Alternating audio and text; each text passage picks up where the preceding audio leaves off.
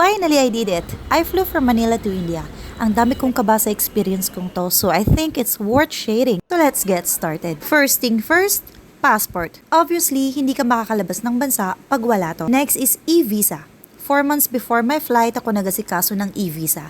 Napakabilis lang ng process kung tutuusin, lalo kung tama lahat ng details na nailagay nyo. Then, travel tax. 1,620 binayad ko dito. Akala ko kasi kasama na siya sa flight ticket ko, hindi pa pala.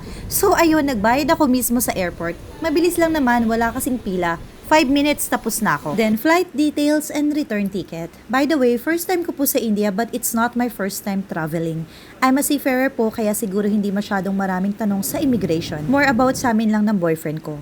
I'll share with you on my next vlog yung mga questions and answers ko sa immigration. Yang 4 lang po ang hinanap sa akin.